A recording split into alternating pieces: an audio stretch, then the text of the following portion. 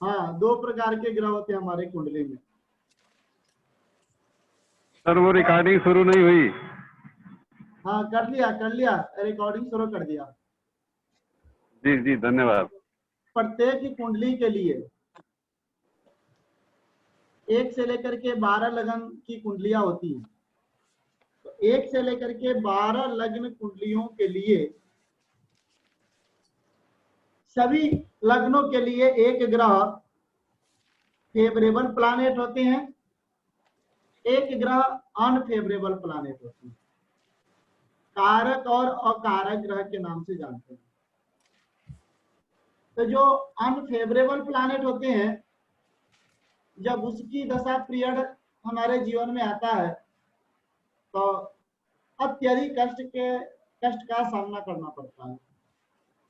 लेकिन जब favourable planet की दशा अंतर्दशा चलती है तो जीवन में मनोवांछित उन्नति और सफलता की प्राप्ति होती है। तो हमने पिछले क्लास में कारक और अकारक ग्रह के बारे में पढ़ा। यहाँ पर कुछ ऐसे लोग हैं जिनको कारक अकारक ग्रह समझ में आ गया, लेकिन कुछ ऐसे भी लोग हैं जिनको कारक ग्रह और अकारक ग्रह के बारे में समझ नहीं आया।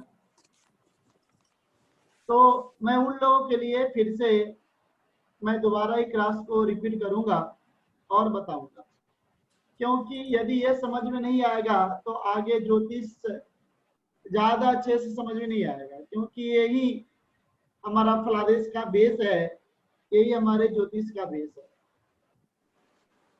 तो हमने जैसे कि पिछले क्लास में पढ़ाया था 12 भाव होते हैं, 12 राशि हैं। हमको सिर्फ ये देखना है कि कोई भी ग्रह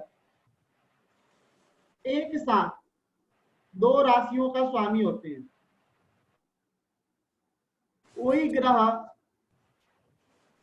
ऐसा हो जिसकी एक राशि केंद्र भाव में हो और उस ग्रह की दूसरी राशि त्रिकोण भाव में हो, तो वो ग्रह हमारे जीवन में अत्यधिक फेवरेबल माने जाते हैं, अत्यधिक शुभ फल देने वाले ग्रह माने जाते हैं। लेकिन कोई ऐसा ग्रह है जो, पहले ऐसे ग्रह को ढूंढो, कोई कौन ऐसा ग्रह है कि जिसकी एक राशि केंद्र भाव में और दूसरी राशि त्रिकोण भाव में हो रही है। सभी लग्नों में एक ना एक ग्रह आएगा ही आएगा, 100% आएगा। और वो जो ग्रह आएगा वही ग्रह जीवन में मनवांछित फल प्रदान करने वाले, जीवन में उन्नति प्रदान करने वाले, मनवांछित फल देने वाले हैं। तो जैसे हम कर्क लगन की पहले बताया आप लोगों को केंद्र और त्रिकोण भाव के बारे में तो विशेष ज्ञान है, क्योंकि हमने केंद्र त्रिकोण त्रिसड़ाए मारक ये सब हमने पढ़ चुके हैं। तो केंद्र और त्रिकोण भाव में किसी को कोई डाउट तो नहीं है ना? नहीं है जी। सिर्फ एक आदमी का आवाज आया, बाकी और आदमी नहीं है सर, नहीं है। अब मैं समझ गया, यानी कि अनीता जी, मंजू जी और मनमीत जी के समझ में यदि आ गया तो मैं समझता हूँ 100% आ गया, क्योंकि ये जो लोग हैं ये शुरू से एकदम बेसिक बिगनर रूप से ज्योतिष पढ़ रहे हैं। बाकी जो लोग हैं उन लोगों को तो थोड़ा बहुत पहले से ज्योतिष आती है। हाँ, अब एक अजय जी हैं, अब अजय जी के बारे में ज्यादा मुझे पता नहीं है, क्योंकि क्लास में इनसे बात ही नहीं हो पाती, तो मुझे अभी समझ नहीं आ पा रहा है कि अजय जी का लेवल अभी स्थिति किस लेवल तक पहुंच गया। आज राजीव जी नहीं है क्या क्लास में? राजीव जी, अच्छा राजीव जी आज नहीं है। राजीव गुप्ता जी हैं? नहीं है। चलें, तो 1, 5 और 9 भाव को हम त्रिकोण भाव कहते हैं। 1, 4, 7, 10 भाव को हम केंद्र भाव कहते हैं। यदि कोई एक ही ग्रह है, केंद्र और त्रिकोण दोनों का कॉमन लॉर्ड हो रहा है, जैसे कर्क लगन की कुंडली देखें, कर्क लगन की कुंडली में पंचम लॉर्ड मंगल, तो 5 हमारा जो है त्रिकोण भाव है और 10 का लॉर्ड भी मंगल है, तो मंगल की दोनों राशियां जो हैं केंद्र एवं त्रिकोण भाव में पड़ी हुई है। तो कर्क लगन के लिए जो मंगल है वो फेवरेबल प्लैनेट है, मनोवांछित फल देने वाला हो गया। सिंह लगन के लिए हम देखेंगे तो सिंह लगन के लिए फिर उसी तरह 8 नंबर यानी कि मंगल की जो राशि है वो केंद्र स्थान 4 नंबर में है और 1 नंबर जो राशि मंगल की है वो 9 नंबर यानी कि त्रिकोण स्थान में है। तो कर्क लगन और सिंह लगन के लिए योगा कारक ग्रह मंगल हो गया। तो हमने क्लियर हो गया कि जिस व्यक्ति की भी यदि कर्क लगन की कुंडली होगी या सिंह लगन की कुंडली होगी तो मंगल जो ग्रह होंगे उसके लिए फेवरेबल प्लैनेट होंगे, योगा कारक ग्रह होंगे। अब आगे हम चलते हैं। 5 का रिपीट करेंगे सर। कर्क लगन के लिए, सिंह राशि के लिए, सिंह लगन के लिए जो मंगल है वो योगा कारक ग्रह। क्लियर? हाउ कैसे? 1, 5, 7 हमने देखना है। 1, 5, 9। हाँ सर, 1, 5, 9 एक में वो हो गया। कोई नहीं सर, कोई नहीं। आता है ठीक है, ओके। तो आपने गुरु कि कर्क लगन की कुंडली के लिए जो मंगल है हमारा योग कारक है। अब हम चेक करते हैं 2 नंबर टॉरस नंबर की कुंडली के लिए। आप बताएं कर्क लगन की कुंडली के लिए योग कारक ग्रह कौन है, कौन बताएंगे?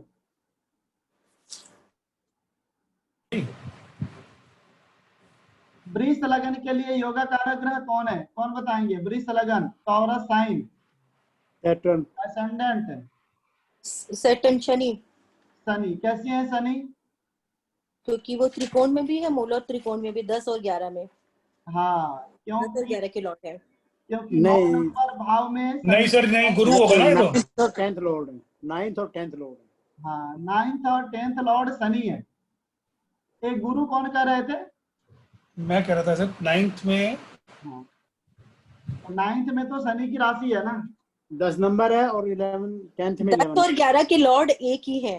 हाँ, मूला त्रिकोण और एक ही है शनि।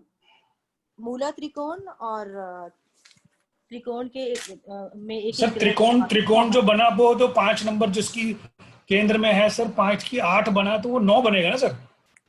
1, 5 नंबर पे तो 9 नंबर है ना। 1, 5, 9 हमारा त्रिकोण है ना, 1, 4, 7, 10 केंद्र है ना। जी सर। हाँ, तो यहाँ पर बृहस्पति कैसे बनेगा? बृहस्पति तो 8 और 11 का लॉर्ड है। हाँ, यहाँ तो बृहस्पति 8 और 11 का लॉर्ड है ना, टॉरस लगन के लिए। टॉरस लगन के लिए, इस लगन के लिए बृहस्पति तो 8 और 11 का लॉर्ड हो गया ना। ये कंफ्यूजन हो रहा है सर। नहीं, हाँ, वो अकारक हो जाएगा। अरुण जी समझ में नहीं आया आपको? सर यही पॉइंट अटक रहा है, उस दिन भी यही अटका था मैं। मुझे ये पीपीटी चेक कर लो, पीपीटी देखो। आप मुझे बताएं कि आपने बृहस्पति को कैसा बोला योग कारक है वृष लगन के लिए, तब मैं समझाऊंगा। पहले आप मुझे समझाएं। सबसे पहले तो ये बता रहा हूँ जी, आपने जो मैं केंद्र में ले रहा हूँ 5 नंबर है, यानी कि राशि हो गई सर, सिंह राशि हो गई। केंद्र में 5 नंबर में समझा नहीं? केंद्र में सिंह राशि, हाँ ठीक है, सिंह राशि की कुंडली है। इसका 5 नंबर जो होगा, 5वां जो भाव है उसमें 10वीं राशि बैठी है। जो भाव है सिंह लगन में 9 नंबर। हाँ, नौवीं आप एक बार डेफिनेशन दोबारा देखिए। कोई भी एक ग्रह एक साथ केंद्र और त्रिकोण का लॉर्ड हो तो योग कारक होता है। मतलब कि एक केंद्र में से और एक त्रिकोण, उसमें से त्रिकोण में से कॉमन जो होगा, जैसे 10 और 11 का कॉमन लॉर्ड शनि है, ऊपर वाली कर्क में 1 नंबर और 8 नंबर का लॉर्ड एक मूला त्रिकोण बनाता है, एक त्रिकोण उनका मंगल है। तो दोनों में से एक मूला त्रिकोण और एक त्रिकोण में से उनका लॉर्ड जो है कॉमन है। तो एक बार आप डेफिनेशन को दोबारा देखिए। कोई भी एक ग्रह एक साथ केंद्र और त्रिकोण का लॉर्ड हो तो योग कारक होता है। क्लियर हुआ अरुण थोड़ा जी? सा ये नहीं, मतलब ये है कि हमें उससे 1 5 7 में नहीं जाना है इस दौरान। इसमें हमने देखना है कॉमन लॉर्ड कौन है, पहले ये देखना है। 1 5 1 5 7 9 में से और 1 5 9 में से इन त्रिकोण और मूला त्रिकोण में नहीं 1 4 7 10 और 1 1 4 7 10 सॉरी 1 4 10 केंद्र और त्रिकोण, कोण एंड केंद्र एंड त्रिकोण, इनमें से एक ग्रह एक साथ केंद्र और त्रिकोण का लॉर्ड होगा, एक लॉर्ड होगा। जैसे 10 और 11 है ये 2 नंबर की कुंडली में। so what exactly we are seeking it out? 1 5 9 4 7 10 के अंदर we have to see which is the common lord, जो रिपीट हो रहा है, जो रिपीट हो रहा the है। one is which is appearing twice. Fine. Clear हुआ अरुण जी? हाँ जी, कुछ तो हुआ। थोड़ा सा इसको थोड़ा सा एक बारी अपने दिमाग से अब देखिए, जो टॉरस राशि है, तो टॉरस राशि का है जो यहाँ पर सेटर्न हुआ, क्योंकि सेटर्न की एक जो राशि है 10 नंबर और 9 नंबर में है, और 9 नंबर हमारा त्रिकोण है, और दूसरी राशि जो है वो 10 नंबर में है, 10 नंबर हमारा केंद्र है। उसी तरह तुला लगन में हमने चेक किया, तो तुला लगन में 5 और 10 का स्वामी एक ही ग्रह है। 4 और 5 का स्वामी, 4 और 5 का जो शनि है वो योगा कारक हो गया। ठीक है, तो उस तरह से हमने सारे के सारे लग्नों के लिए योगा कारक ग्रहों की जो चार्ट है मैंने यहाँ पर बना दिया है। कौन से लग्न के लिए कौन से ग्रह योगा कारक होंगे। अब यहाँ पर हम सेकेंड टॉपिक में आते हैं आगे। तो आपको स्क्रीन पे दिख रहा होगा सूर्य और चंद्रमा के लगन में, यानी कि सूर्य यानी कि सिंह, चंद्रमा यानी कि कर्क। तो सूर्य और चंद्रमा का जब लगन होगा, यानी कि 4 नंबर और 5 नंबर का जब भी लग्न होगा, तो उस लग्न के लिए मंगल योगा कारक होंगे। इसको लिख लीजिए, क्योंकि या तो 12 लग्नों के लिए हम एक एक लग्नों का याद करें, किस लग्न के लिए कौन से ग्रह योगा कारक हो रहे हैं, या इस वाले फार्मूला को याद कर लें जो मैं फार्मूला आपको बता रहा हूं। सूर्य और चंद्रमा का जब भी लगन होगा तो मंगल योगा कारक होगा, तथा मंगल के लग्न में सूर्य और चंद्रमा योगा कारक होता है। हाँ, तो सूर्य और चंद्रमा के लग्न में मंगल योगा कारक होते हैं। हाँ, तथा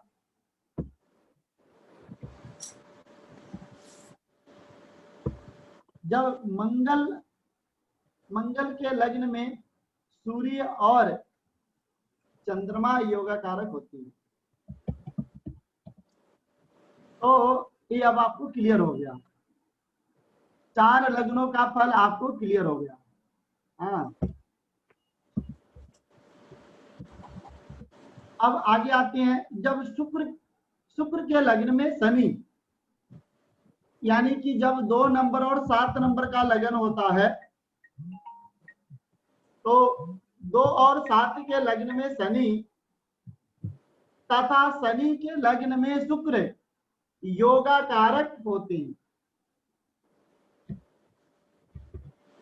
ये नियम फिक्स है, इस नियम का आप लोग एकदम लिखिए। बुध और गुरु अपने लग्नों में खुद योगा कारक होते हैं। बुध और गुरु अपने खुद के लग्नों में वो कारक ग्रह होते हैं। तो यानी कि अब इससे 12 लग्नों का पता लग गया। अब आपके 12 लग्न दिमाग में होना चाहिए कि कौन से लग्न हैं तो कौन से ग्रह योग कारक होंगे। आपको 2 मिनट के अंदर दिमाग में आ जाना चाहिए। अच्छा, कर्क लग्न है तो मंगल योग कारक है। अच्छा, तुला लग्न है तो शनि योग कारक है। मकर लग्न है शुक्र योग कारक है। धनु लग्न है तो गुरु योग कारक है। तो सभी ग्रहों के लिए, सभी लग्नों के लिए एक ऐसा ग्रह होते हैं जो उसके अमोघ होते हैं। हाँ, अचूक नियम ये है ज्योतिष का। क्या होते हैं सर? अमोघ? हाँ, अमोघ, अमोघ ब्रह्मास्त्र बोलते हैं ना, ब्रह्मास्त्र है। अमोघ, ओके, अमोघ। हाँ हाँ, अमोघ अस्त्र है, मतलब ये कभी वो नहीं होता। सभी लग्नों के लिए एक जो ग्रह होते हैं वो उसके लिए एक प्रकार का वो ब्रह्मास्त्र होता है। जैसे कोई भी राजा है ना, अब मोदी के पास अमित शाह ना हो तो मोदी मोदी नहीं हो सकता है। हाँ, तो इस तरह सर एक सेकेंड सर, मिथुन के लिए कौन सा? मरकरी होगा ना? हाँ, बुद्धि होगा, क्योंकि बुध और गुरु अपने लग्नों में खुद योग कारक होते हैं ना। ठीक। तो यदि मिथुन लगन हो, कन्या लगन हो तो बुद्धि योग कारक होता है। धनु लगन हो, मीन लगन हो तो गुरु ही योग कारक होते हैं।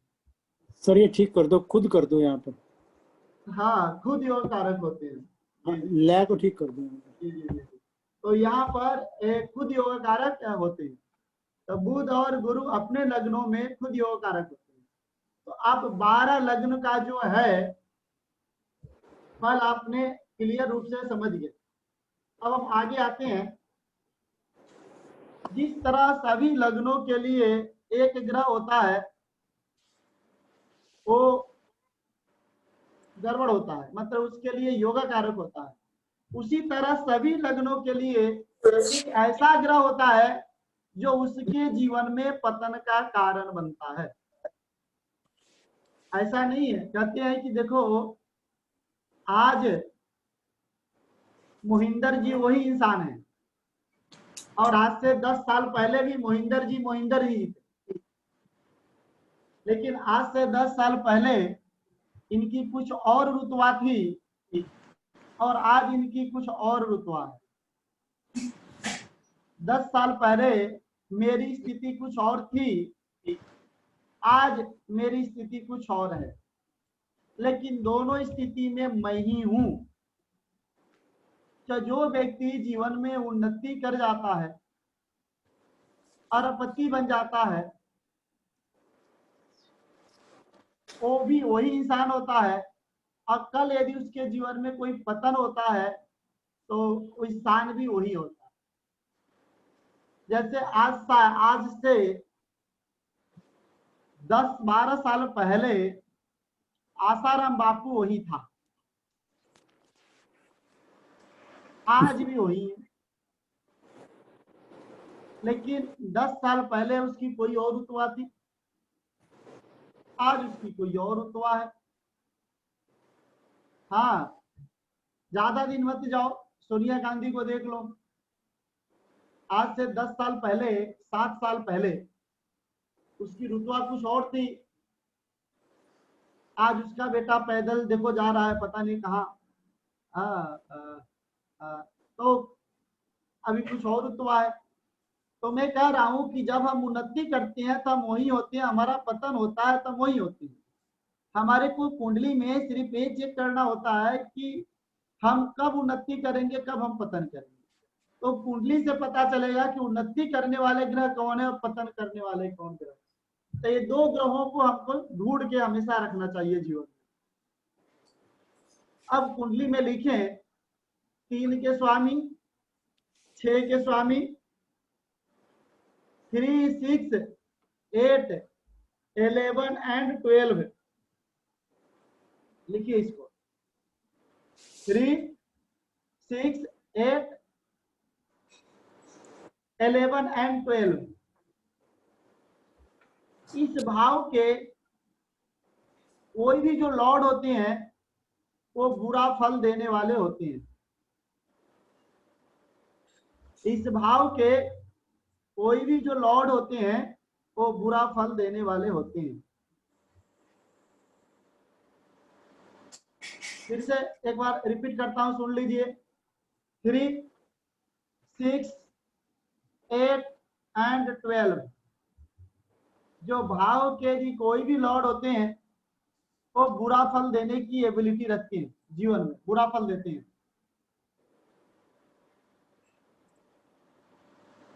अब कहते हैं यदि कोई एक ही ग्रह इन हाउसेस में से यदि 2 भाव के स्वामी हो जाते हैं तो बहुत बुरा करते हैं, बहुत बुरा, इतना बुरा कर जाते हैं कि जो हम सोच भी नहीं सकते। अब जैसे हम मेष लगन की कुंडली में आते हैं, एरीज साइन, मेष लगन, तो यहां पर हम क्या चेक करते हैं कि जो 3 लॉर्ड एंड 6 लॉर्ड दोनों के स्वामी जो है वो बुध हैं। 3 एंड 6 लॉर्ड बुध, 3 के स्वामी भी बुरा फल देता है और 6 के स्वामी भी बुरा फल देते हैं। लेकिन 3 और 6 के स्वामी यदि एक ही ग्रह हो गया तो इसको बोलेंगे बहुत बुरा, बहुत ही बुरा होता है, इतना बुरा होता है कि मत पूछें। हाँ, तो इसका हम बहुत बुरा होता है, बहुत बुरा होता है। तो इस तरह मेष लगन की कुंडली में जो बुध होंगे वो वेरी बैड यानी कि बहुत बुरा फल देने वाले होंगे। यदि हम वृश्चिक लगन की बात करते हैं तो वृश्चिक लगन की कुंडली में जो बुध है 8 और 11 का लॉर्ड हो जाती है। मैंने क्या बताया था, 3, 6, 8, 11 और 12 के कॉमन स्वामी हमारे जीवन में बुरा फल देने वाले हैं। यहां पर भी देखो, जो 3 का जो स्वामी है वो शनि है।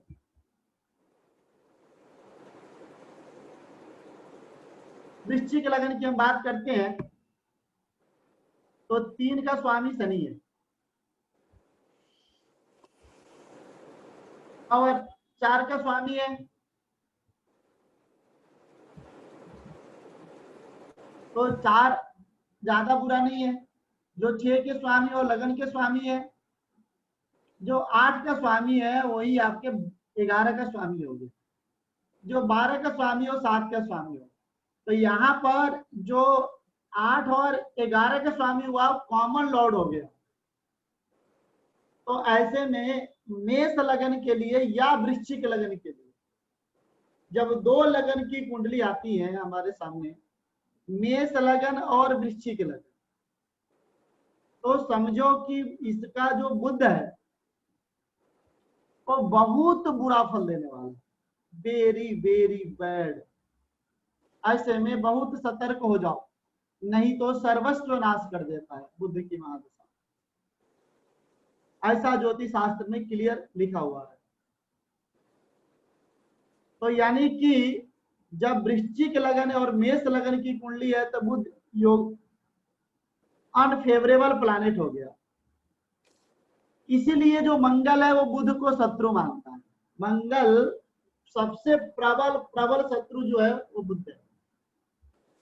अब हम यदि बात करते हैं कि जब मेष लगन और वृश्चिक लगन की कुंडली है, अर्थात मंगल के लगन की जो कुंडली है, तो बुध जो है अकारक ग्रह हो रहा है, तो जो क्या बुध का लगन होगा तो मंगल कारक होगा।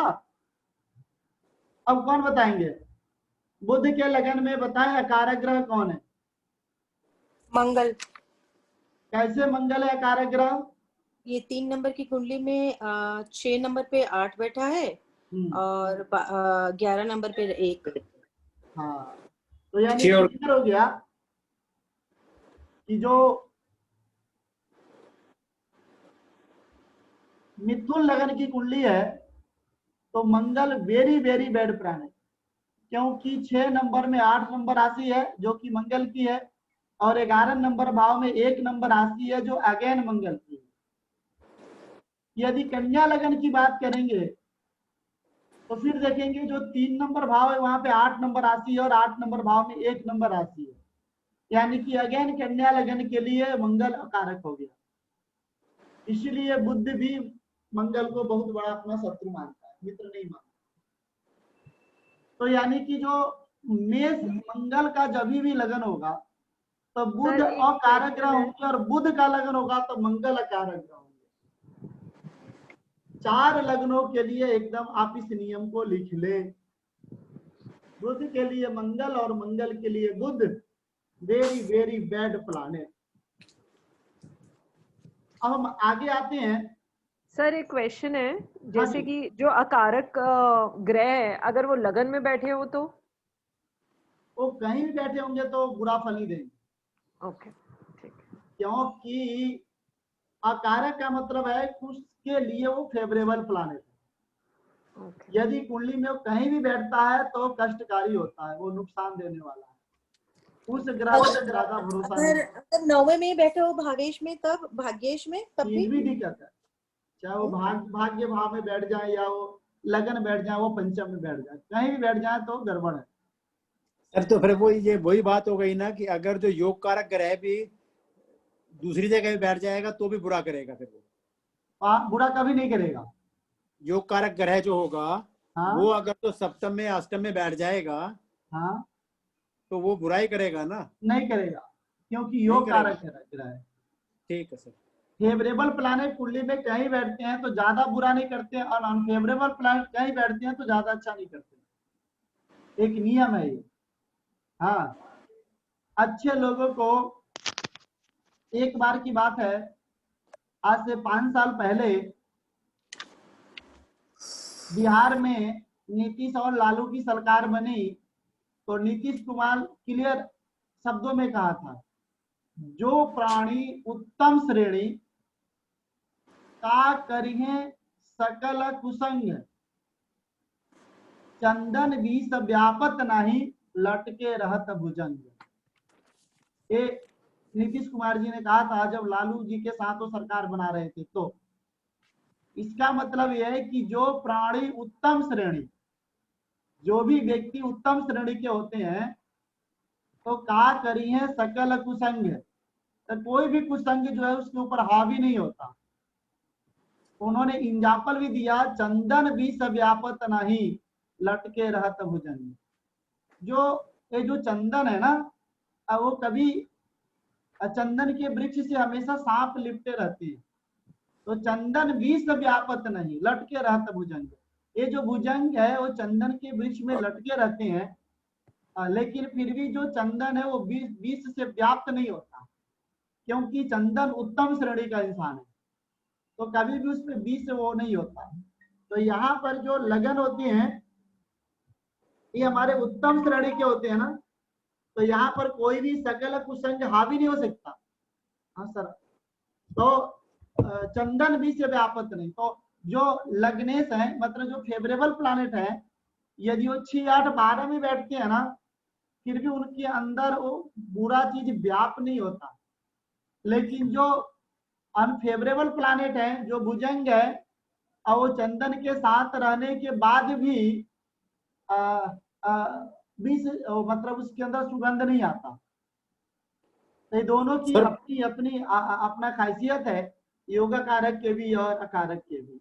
लेकिन इसका फर्क होता है, जैसे कि मनमीत जी ने पूछा कि यदि लगन में भी बैठ जाए या अकारक ग्रह अनफेवरेबल प्लैनेट यदि भाग्य स्थान में बैठ जाता है तो जितना बुरा करने का उसके अंदर एबिलिटी है उतना बुरा तो नहीं कर पाएगा। जैसे कि एक साधु आदमी था, वो चोर आदमी था तो साधु बन गया, तो अब तो कुछ तो चोरी नहीं कर सकता है ना, क्योंकि उसको थोड़ी सी अपने क्या बोलते हैं वस्त्र और वेशभूषा का भी थोड़ा लिहाजा करना पड़ता है, उसको अपने वस्त्र का भी लिहाजा करना पड़ता है। हाँ, तो इस तरह के थोड़ा सा वो रहता है सर। इट मीन्स कि बुध मंगल के लगन में बुध अगर जो लगन में बैठ जाए तो बुरा करेगा, लेकिन इतना बुरा नहीं करेगा वो। हाँ, उतना बुरा नहीं करेगा। लेकिन यदि वो 8 में और 6 में बैठता है तो ज्यादा बुरा कर देगा, ज्यादा बुरा कर देगा। ये चीज है यार। तो आपने देखा कि तुला लगन तुला और के लिए- मकर, जी सर, सर तुला और मकर की बात कर रहा था। तुला लगन के लिए बृहस्पति बृहस्पति अकारक है और वृष लगन के लिए भी गुरु अकारक है। आपने क्या देखा, जब शुक्र का लगन हो रहा है, शुक्र का लगन, तो गुरु अकारक हो रहे हैं। तो गुरु के लगन के लिए ऑटोमेटिकली है कि शुक्र अकारक होगा ही होगा। अब चेक कर लो, गुरु का लगन है तो शुक्र कारक हो रहा है। तो गुरु के लगन के लिए शुक्र कारक और शुक्र के लगन के लिए गुरु कारक। तो यहां पर भी आपने 4 और 4 8 लग्नों के बारे में क्लियर समझ गए। आप कर्क लगन में देखते हो तो कर्क लगन में बुध अकारक होता है। यदि कर्क लगन की कुंडली है तो देखो बुध अकारक होता है। बुध जो है 3 और 12 का लॉर्ड होता है। उसी तरह मकर लगन के लिए Capricorn sign ascendant Saturn is unfavourable planet, क्योंकि Jupiter is unfavourable planet. Capricorn मकर लगन के लिए जुपिटर जो गुरु है वो बहुत बुरा प्लैनेट, क्योंकि वो 3rd और 12th का लॉर्ड है। तो आप 10 लग्नों के लिए समझ गए। बाकी जो बचता है 2 लगन, सिंह लगन और कुंभ लगन, इसके लिए आपको लिखना पड़ेगा। सिंह लगन और कुंभ लगन के लिए 6ठे का लॉर्ड अकारक होते हैं। लिख लीजिए, सिंह लगन और कुंभ लगन के लिए 6ठे का लॉर्ड अकारक होते हैं।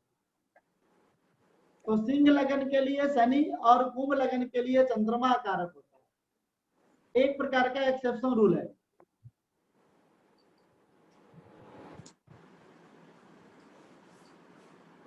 सर उस दिन आपने कहा था कि ये बताएंगे कि क्यों होते हैं दोनों।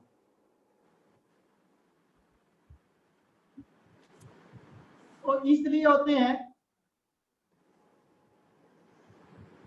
सिंह लगन के लिए शनि को तो आप अंधकार और प्रकाश का कारक है, तो यहाँ पर तो कोई आपको डाउट ही नहीं है जी, क्योंकि जब सिंह लगन है तो सिंह का तो प्रबल शत्रु सूर्य ही है।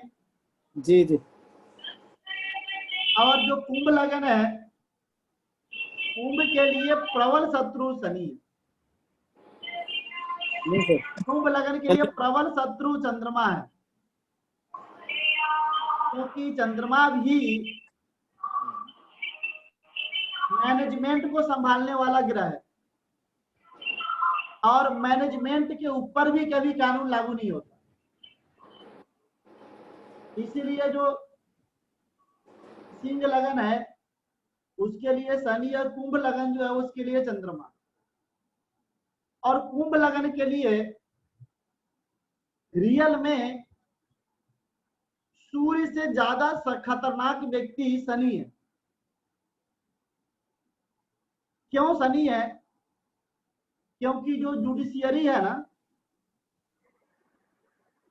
वो हमेशा मैनेजमेंट को दबाव दे सकती है। किसी पीएम को या सीएम को दबाव कभी नहीं दे सकती। डायरेक्ट रूप में वो कभी नहीं बोल सकता है। हाँ, इनडायरेक्ट रूप में बोल सकता है। जैसे मान के चले रोड में गड्ढा है, हाँ, रोड चलते समय रोड पर कोई गड्ढा है, तो सुप्रीम कोर्ट या हाई कोर्ट ये कह सकता है कि केजरीवाल उस गड्ढे को ठीक कराओ। लेकिन गड्ढा जो है वो केजरीवाल के कारण नहीं है, कहीं ना कहीं मैनेजमेंट के कारण वहां पे गड्ढा है। तो वो मैनेजमेंट को डायरेक्ट करता है। हाँ, लेकिन इनडायरेक्ट रूप से अब वो मैनेजमेंट को नहीं बोला, वो केजरीवाल को बोला कि तुम्हारे साथ। अब देखो, सुप्रीम कोर्ट अभी यूपी में कुछ दिन पहले योगी को चेतावनी दी कि कोरोना बढ़ रहा है, तुम कुछ करो, नहीं तो फिर हमें कोई बड़ा डिसीजन लेना पड़ेगा। यानी कि इनडायरेक्ट वे में वो डायरेक्ट चेतावनी योगी को है कि तुम अपने मैनेजमेंट से कहो संभालने की कि कोरोना की स्थिति ठीक हो, नहीं तो मैनेजमेंट को हम भी संभाल सकते हैं। तो इस तरह से कुछ वो होते हैं। सूर्य चंद्रमा दोनों एक ही चीज है, लेकिन ज्यादा चंद्रमा को अकारक डायरेक्ट वे में मान सकता है। हाँ, क्योंकि यहाँ पर केजरीवाल सुप्रीम कोर्ट को रिटर्न में ये भी दे सकता है कि भाई रोड में गड्ढा है, रोड पर कोई गड्ढा है, वो तो कोई अधिकारी की कमी है ना, हमने तो उसके लिए फंड तो दे रखा है, आप हमें क्यों बोल रहे हो? आप SIT को मैं बना करके चेक करवा सकता हूँ आपको ज्यादा है तो, लेकिन मैंने तो उसके लिए फंड भी दे रखा हूँ, ये भी दे रखा हूँ, ये देखो हम तो नीट एंड क्लीन है। जो कमी है वो सिस्टम के करप्शन के अंदर कमी है। अब ये करप्शन, अब सुप्रीम कोर्ट के बड़े अधिकारी अब सुप्रीम कोर्ट के अंदर आते हैं या केजरीवाल के अंदर आते हैं, एक प्रकार का संशय है। हाँ, ये आज तक आपने क्लियर नहीं कर पाया, क्योंकि उस अधिकारी को यदि केजरीवाल भी एक थप्पड़ लगा दे तो वो अधिकारी भी सुप्रीम कोर्ट में जा सकता है।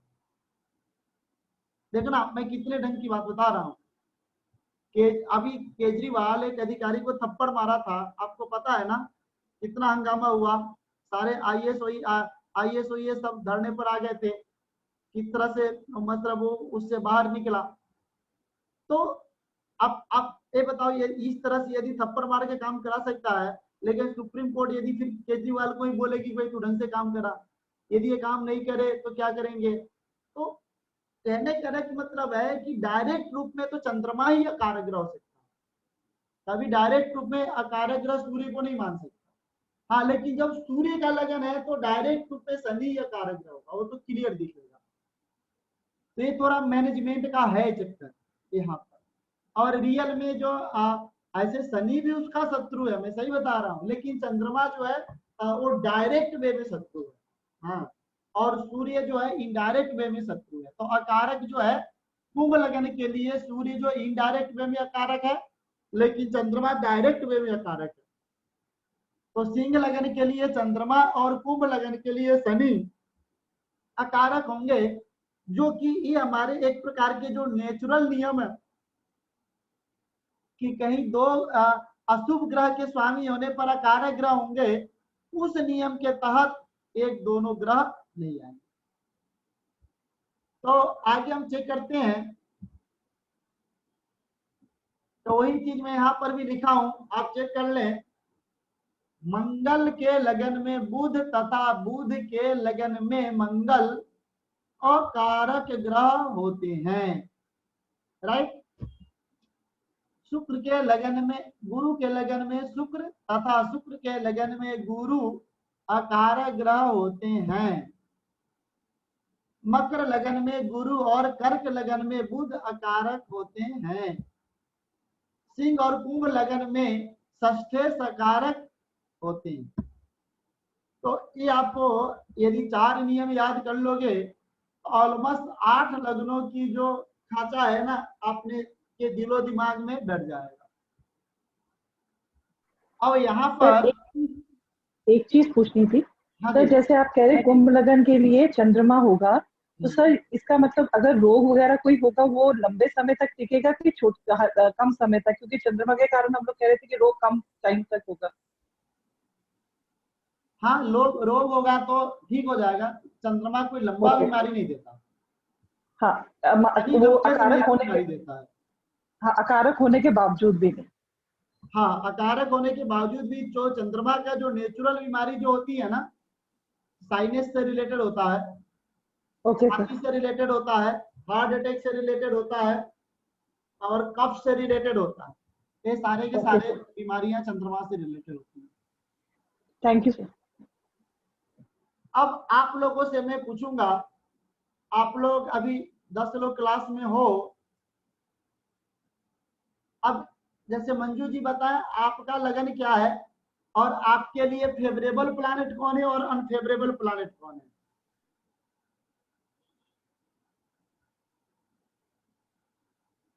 हाँ मंजू जी सुन पा रही हैं?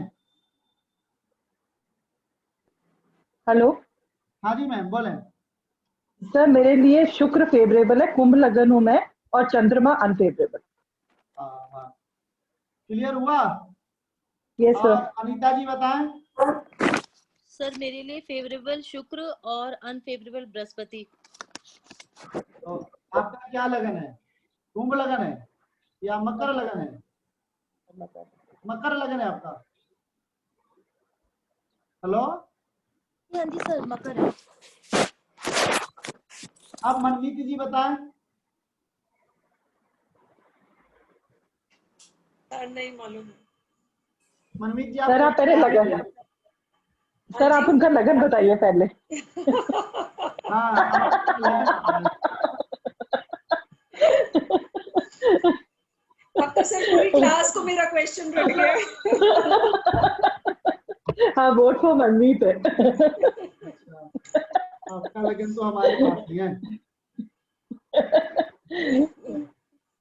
चले महेंद्र जी बताएं। महेंद्र जी आप बताएं।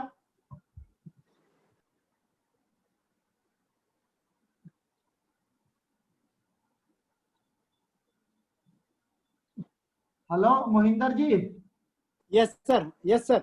आपका क्या लगन है? मेरा धनु लगन है सर। अच्छा, वो बुध मेरा कारक है और जुपिटर मेरा योग कारक है। और अकारक ग्रह जुपिटर, कौन है आपका? हाँ जी, अकारक ग्रह कौन है आपका? मेरा अकारक ग्रह सर इसके अंदर होगा शुक्र। बहुत ही बढ़िया, बहुत ही बढ़िया। और कौन बच गया है? हाँ वो बताएं क्या नाम है? अरुण जी,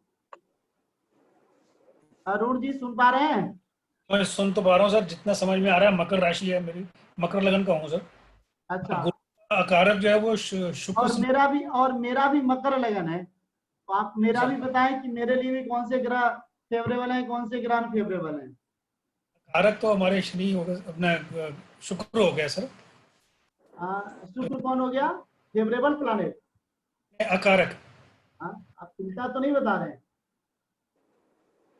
शनि का शुक्र, मकर हाँ लगने के लिए, मकर लगने शनि के लिए शुक्र कारक है। हाँ शुक्र और कारक हो गए, फेवरेबल प्लानेट।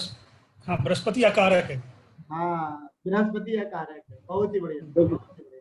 3 और 12 का लोड है। हाँ 3 और 12 का लॉर्ड है।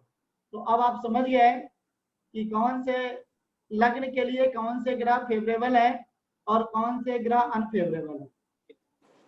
अब हम आगे आएंगे बाधक ग्रह। बाधक,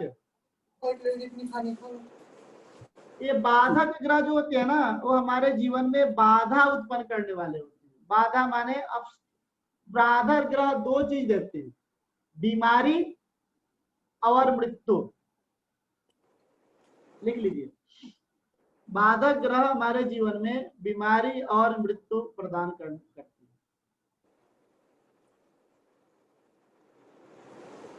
अब इसके लिए लिखें, जो कर्क राशि है, या लिखें मूवेबल साइन। मूवेबल साइन के लिए 11th लॉर्ड बाधक होते हैं। मूवेबल साइन के लिए, मूवेबल साइन, हाँ 1 4 7 10। मूवेबल साइन का लगन हो, ऐसा लिखें। मूवेबल राशि का लगन हो तो 1 4 7 10 तो हम बोलते हैं चर राशि। 1 4 7 10 राशि का लगन हो तो कुंडली में 11th लॉर्ड बाधक होते हैं। तो कुंडली में 11th लॉर्ड बाधक होते हैं।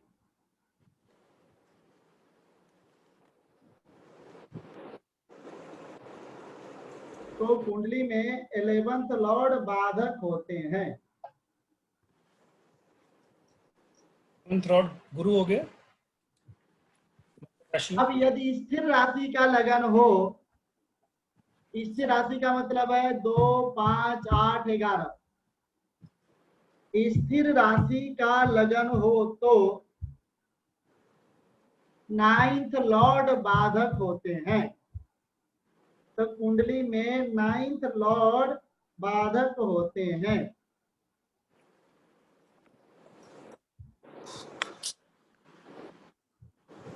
तो कुंडली में 9th लॉर्ड बाधक होते हैं।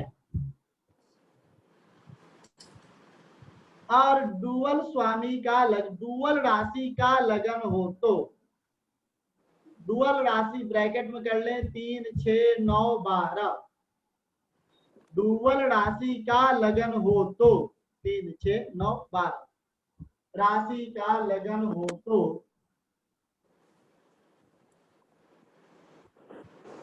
सप्तम लॉर्ड बाधक होते हैं, 7th लॉर्ड बाधक होते हैं।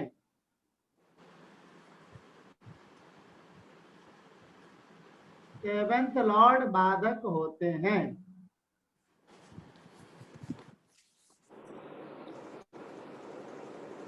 सेवेंथ लॉर्ड बाधक होते हैं।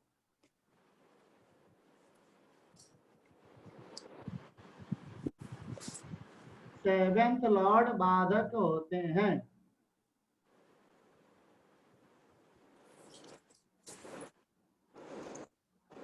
सेवेंथ लॉर्ड बाधक होते हैं। अब देखें, अब आप लोग से मैं पूछा करूं, क्योंकि देखें अब आप लोग को थोड़ा ज्यादा एक्सरसाइज करना पड़ेगा, क्योंकि अभी तक जो है ना ये 14-15 क्लासेज में हमने बहुत एक्सरसाइज किया, सिर्फ मैंने ही बोला है, आप लोगों ने सत्यनारायण भगवान की कथा की तरह आंख बंद करके सुना। अब आप लोग को थोड़ा ज्यादा मेहनत करना पड़ेगा। अब मेरा मेहनत अब धीरे धीरे कम होगा। अब आपसे मैं पूछता हूं, मैं जिनसे पूछूंगा वो व्यक्ति हमको बताएंगे। जैसे कि पहले मैं एक क्या बता रहा हूं, जैसे कर्क लगन की कुंडली। अब ये जो कर्क लगन की कुंडली है, हम पिछले वाले पीपीटी में चलते हैं, क्योंकि यहाँ पे आप लोग देख लोगे। अब एक कर्क लगन की कुंडली है। अब कर्क लगन की जो कुंडली है, यहाँ पर नियम चाहता है कि कर्क लगन मूवेबल साइन है, और मूवेबल साइन का यदि लगन हो तो 11th लॉर्ड बाधक होते हैं। तो यहाँ पर कर्क लगन के लिए 11th लॉर्ड काउंट किया, 1, 2, 3, 4, 5, 6, 7, 8, 9, 10, 11। 11th लॉर्ड यहाँ पर जो है वो शुक्र है, टॉरस। तो कर्क लगन के लिए 11th में जो 2 नंबर राशि है, 2 नंबर राशि का जो लॉर्ड शुक्र है, तो कर्क लगन के लिए शुक्र जो है अकारक ग्रह हो गया, मतलब बाधक ग्रह हो गया। तो यानी कि ये क्लियर हो गया कि इसके जीवन में जो ऑब्स्ट्रक्शंस हैं, बीमारी है, जो प्रॉब्लम क्रिएट करने वाला है वो शुक्र है। तो कर्क लगन के लिए जो शुक्र है वेरी वेरी बैड प्लैनेट।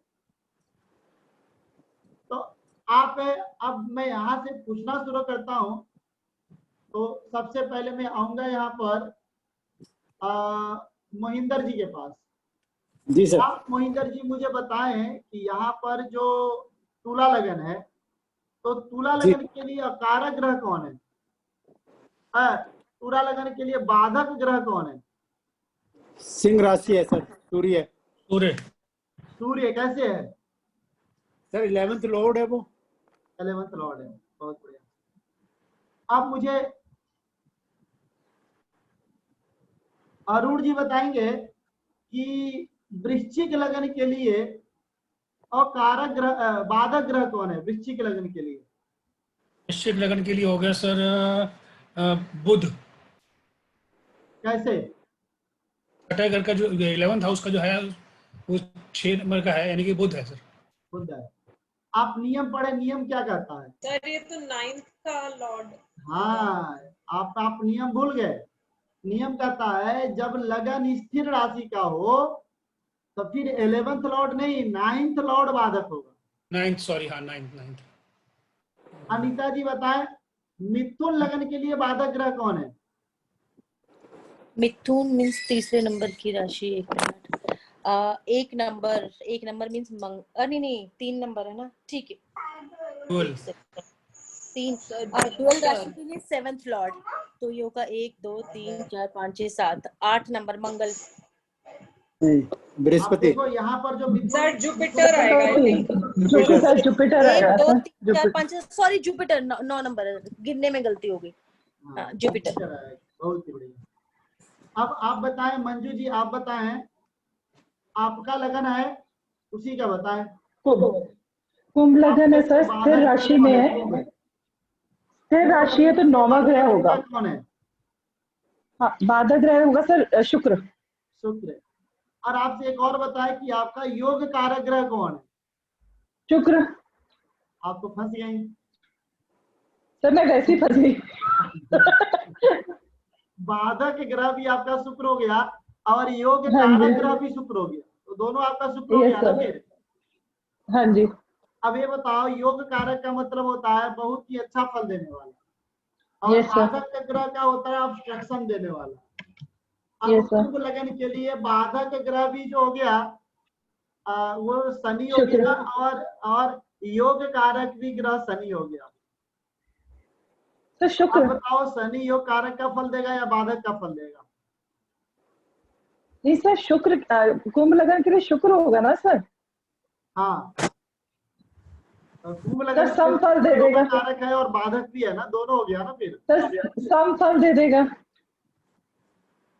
चले ये सर हमको अच्छा ही देगा, आपने कहा था सर, अच्छा देगा, आपने कहा था चंदन की लकड़ी के साथ वो विष नहीं लेता, वो तो अच्छा देगा।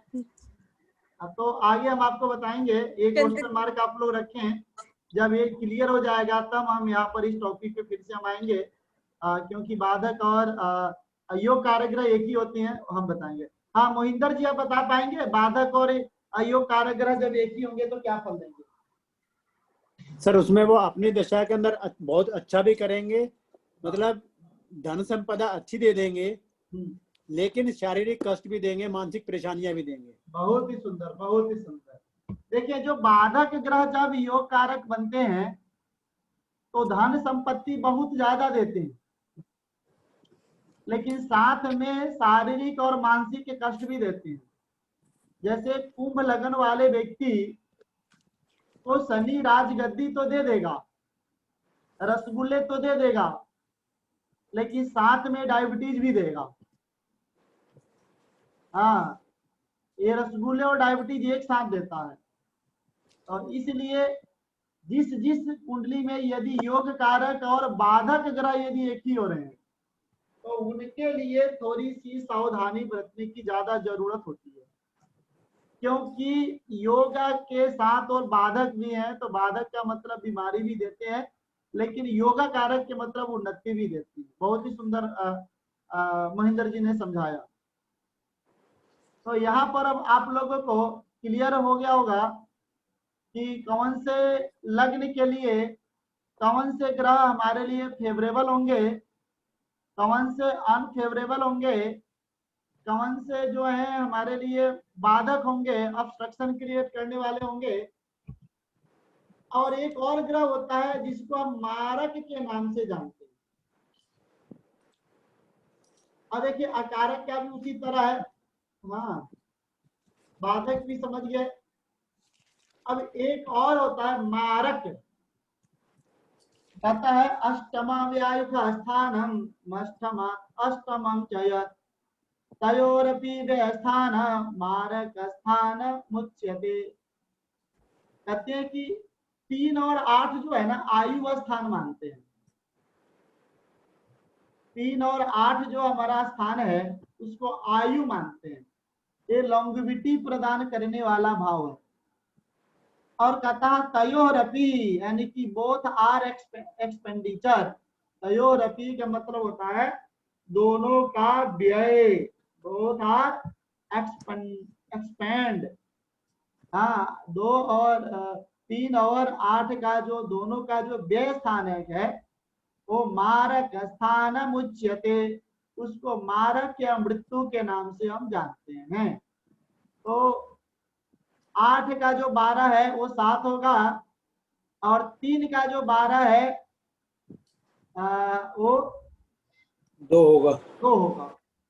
तो यानी कि कुंडली में 2 नंबर और 7 नंबर, ये जो स्थान है ये मारक के नाम से जाने जाते हैं, इनको मृत्यु स्थान बोलते हैं। और इसमें जो राशि होती है उस राशि के जो स्वामी होते हैं उनको मार्केश का नाम दिया जाता है। जैसे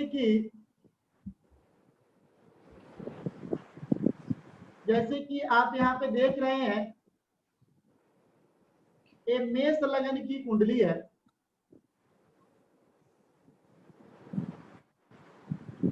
और यहाँ पर जो 2 के स्वामी है वो शुक्र है और 7 के जो स्वामी है वो भी शुक्र है। तो 2 और 7 के जो स्वामी शुक्र होने के कारण इस शुक्र को हम मार्केश बोलते हैं कि ये जो शुक्र है जी ये मार्केश है। और 2 और 7 नंबर जो भाव है वो मारक है और 2 और 7 में वो जो ग्रह बैठे हैं, जैसे 2 नंबर में जो ग्रह बैठे हैं वो बुध है, उस बुध को हम मारक ग्रह बोल सकते हैं क्योंकि वो मारक भाव में बैठे हैं। लेकिन जो द्वितीय से जो शुक्र है वो मार्केश है। तो यानी कि यहाँ पर जो शुक्र की दशा होगी वो मार्केश की दशा होने के कारण मृत्यु दे सकती है। बुध की जो दशा होगी वो मारक होने के कारण मृत्यु दे सकता है। तो 2 और 7 में बैठे ग्रह और 2 और 7 के जो स्वामी ग्रह होते हैं, जब उसकी दशा और अंतर्दशा चलती है तो जीवन में निश्चित रूप से मृत्यु या मृत्यु तुल्य कष्ट हमको होता है। अब ये जो कुंडली है, अब हम यहाँ पर आप लोगों से एक एक व्यक्ति से एक एक क्वेश्चन करेंगे।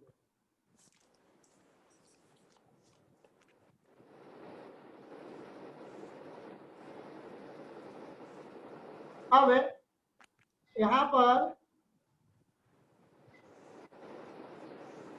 हम शुरू करते हैं। आप लोग 10 लोग हो, एक एक व्यक्ति से शुरू करेंगे। सबसे पहले हम शुरू करते हैं मोहितर जी से। आप मेष लगन की कुंडली में मुझे ये बताएं कि इसमें योगा कारक ग्रह कौन है, फेवरेबल प्लैनेट कौन है, अनफेवरेबल प्लैनेट कौन है, मारक ग्रह कौन है और बाधक ग्रह कौन है? आप बता पाएंगे? जी हाँ बोले। सर, मेष लगन के लिए सूर्य तो इसके अंदर वो है योग कारक ग्रह। बहुत ही सुंदर। ठीक है जी। और इसमें शुक्र जो है मारक ग्रह है। बहुत ही सुंदर। और इसके अंदर शनि जो है वो बाधक ग्रह है। बहुत ही सुंदर। और इसके अंदर बुध जो है वो अकारक है। देखिए इस तरह से दिमाग में होनी चाहिए। तब जैसे ही आपने मेष लगन की कुंडली को चेक किया, बस आपके दिमाग में आ गया कि भाई कौन तुमको मारेगा, हाँ कौन तुमको प्रेम करने वाला है, कौन तुमको मारने वाला है। तभी तुम सामने वाले का फलादेश कर पाएंगे कि उसके जीवन में क्या होने वाला है। हाँ, जब तक हमको ये लग्न के अनुसार ग्रहों के बारे में पता नहीं होगा तब तक हम आगे उसके बारे में क्या कर सकते हैं, कुछ भी फलादेश नहीं कर सकते।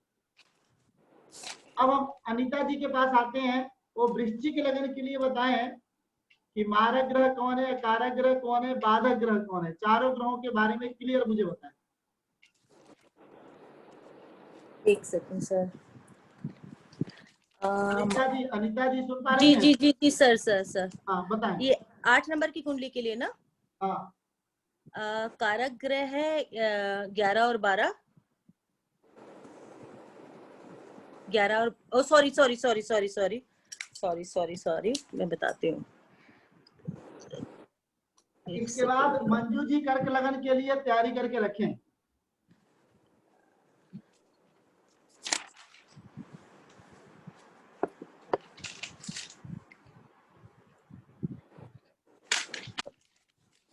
आठ नंबर के लिए चंद्रमा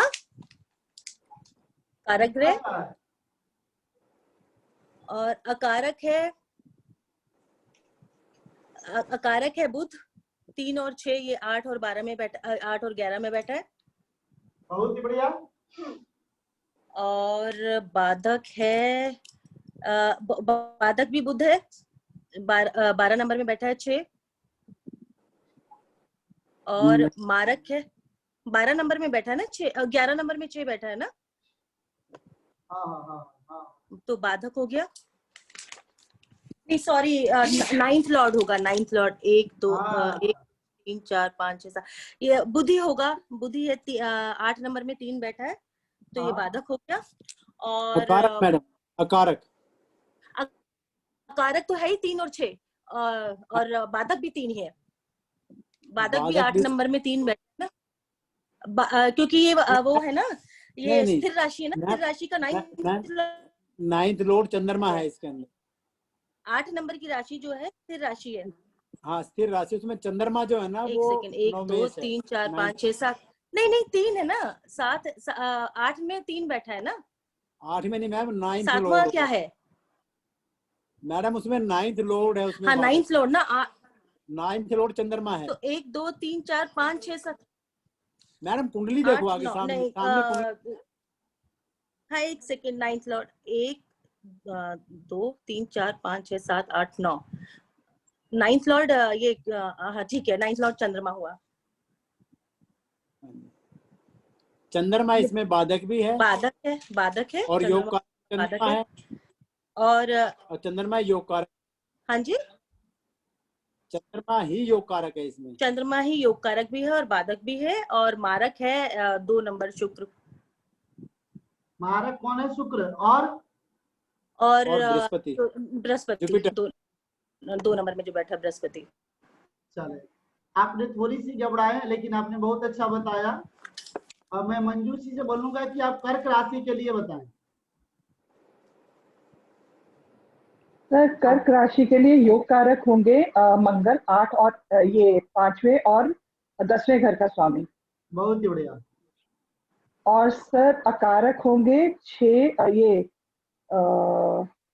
अकारक होंगे 10 11 12 सर 6 और 3, ये हाँ, छठे घर यानी का कि स्वामी बुध, और बहुत 12वें घर बढ़िया। का स्वामी 6 मंगल, 3 राइट और सर? 12 के स्वामी बुध, बहुत ही बढ़िया। हाँ, ये गलत लिखा हुआ था और इसलिए मैं कंफ्यूज हो बाधक? गई। सर बाधक, क्योंकि ये इमूवेबल साइन है, मूवेबल साइन है तो 11वीं राशि, हाँ हाँ, तो शुक्र। शुक्र, बहुत ही बढ़िया। और मारक ग्रह? सर मारक ग्रह कहाँ गया? सर कुंडली कहाँ गई? आगे आगे आगे। सर मारक ग्रह इसमें होंगे सर थोड़ा कंफ्यूजन है। शनि और सूर्य।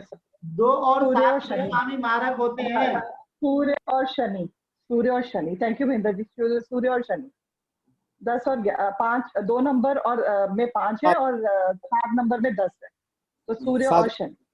हाँ जी, थैंक यू महेंद्र। आपने बहुत ही बढ़िया बताया। अब देखिए, आपको लाइव एग्जांपल के लिए कुंडली यहाँ पर मैं सब लिख दिया हूँ, तो आप यहाँ से चेक कर सकते हैं कि आपने जो बताया है वो सही था या गलत था। क्योंकि लाइव एग्जांपल के लिए देखो, मैं यहाँ पर आपको मैं बना दिया हूँ, जैसे कि यहाँ पर बताया किसी ने, जैसे कर्क लगाने के लिए जो मंगल कारक है, बुध कारक है, शुक्र मारक है, और सूर्य और शनि इसमें मारक है, शुक्र बाधक है। तो आपने एक क्लियर आपने देख लिया। अब यहाँ पर एक एग्जांपल मैं बता रहा हूँ कि ये व्यक्ति का देखिए, ये जो जन्म है 14 मई 1988 5 बज के सुबह का शामली में इसका जन्म है, 88 में। हाँ, इसकी सूर्य की दशा चल रही है 2012 से 2018 तक इस पर सूर्य की दशा चला, फिर उसके बाद चंद्रमा की दशा चल रही है। मैं बताना चाहूंगा कि ये जो बच्चा है पहले एक गरीब फैमिली में रहता था और आज ये ओडी से घूमता है। हाँ, 2012 में नौकरी करने आया था, तो नौकरी नहीं करता था तो इसके भाई वही ने बहुत मारा पीटा इसको और कहा कि नौकरी नहीं करेगा तो गांव चला जाओ। तो उस समय इसने नौकरी नहीं की, बिल्डर के साथ काम किया, किसी बिल्डर के ऑफिस में काम किया, और उस समय उस बिल्डर ने इसको 100 गज जमीन दिया। और एक किसी दिल्ली में पढ़ने वाली जो लड़की है कॉलेज में, तो स्मार्ट था बंदा, बिहार का रहने वाला था, तो बिहार की बुद्धि भी थी, तीव्र थी, तो उसके साथ शादी कर लिया। वो भी एक माँ बाप की लौती लड़की थी, वहां से उसको भी बहुत सारे प्रॉपर्टी मिला। ये बात मैं आपको 2008-9 की करीब की बता रहा हूँ। तो धीरे धीरे बिल्डर के 100 गज जमीन मिल गया, फिर आकर के धीरे धीरे ये 12, 13, 14 तक इसने अपनी शादी की और लव मैरिज किया। और आज ये बंदा है, कम से कम इसके पास मर्सिडीज है, ओडी है, फार्म हाउस में रहता है। तो देखो कितना तरक्की कर लिया सिर्फ सूर्य की दशा में। सोचो, जो व्यक्ति के पिता के पास शाम को खाता था तो सुबह खाएगा कि नहीं इसकी भी वो थी, वो व्यक्ति आज इतनी लंबी चौड़ी स्विमिंग पूल वाले घर में रहते हैं। तो इस तरह से यश और राम की जिंदगी में आ गया। सर सारा कुछ इसका लगन में बैठा हुआ है। सूर्य भी उचका बैठा है, गुरु भी वहीं बैठा है, चंद्रमा भी वहीं बैठा है। हाँ, तभी तो मैं बता रहा हूँ कि ये व्यक्ति इतना तरक्की किया। हाँ, देखो जो जैसे ग्रह आते हैं उस तरह से काम कर जाते हैं जीवन में। तो अब मनमीत जी बताएंगे धनु लगन के लिए। मनमीत जी बताएं। मनमीत जी सुन पा रही हैं? जी सर। हाँ, मनमीत जी बताएं आप। सर धनु के लिए कारक होगा जुपिटर। हाँ हाँ, क्योंकि वो उससे कई होता है लॉर्ड का। एंड अकारक होगा धनु के लिए शुक्र। शुक्र क्यों अकारक होगा? गुरु के लिए शुक्र और शुक्र के लिए गुरु। अच्छा, आपने लॉजिक ही याद कर लिया, सही है। ओके सर, और इसके लिए बाधक होगा, 1 मिनट लगेगा sir, 7th Lord. Sir 1 minute, मेरे को मिल नहीं रहा है जहां से, मतलब मेरे को 1 मिनट बनाना पड़ेगा। आप है ना, कुंडली सामने दिख नहीं रहा आपको? हाँ ये रहा ऊपर, सबसे ऊपर रहा। ठीक है, तो इसका 7th का लॉर्ड हुआ मर्क्यूरी। मर्क्यूरी इसका बाधक हुआ। और मारक भी इसका मर्क्यूरी हुआ और शनि हुआ। शनि हुआ 2nd house and 7th house. अब यहाँ पर मैं लास्ट क्वेश्चन अरुण जी से पूछना चाहूंगा। अब देखिए, ये जो कुंडली है आपके सामने, एक कन्या लगन की कुंडली है। आपको दिख रहा है ना कन्या लगन की कुंडली? अब इस व्यक्ति के बारे में आपको बता दूं। अब बताओ, इस कन्या लगन की कुंडली में योगा कारक, हाँ वो सुन पा रहे हैं? सुन रहा हूँ सर, सुन रहा हूँ। हाँ, आप बताएं कन्या लगन की कुंडली के लिए बताएं आप। कन्या लगन के लिए हाँ, क्या बताना है? कारक, कारक, अकारक, बाधक, मारक। अच्छा ठीक है सर कारक तो इसका कन्या के लिए मर्क्यूरी होगा। अरुण जी बताएंगे। अच्छा जी, इसका कारक हो गया बुध हो गया सर। बताओ बुध क्यों हुआ, पहले मुझे बताएं। हाँ जी, क्योंकि इसका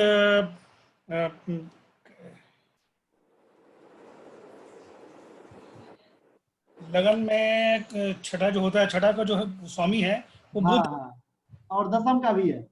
दसम का भी है सर। बहुत बढ़िया, क्योंकि तो दसम हमारा केंद्र हो गया, लगन त्रिकोण हो गया। जी जी, बिल्कुल सही है सर। तो ये इसका बुध ही आ गया।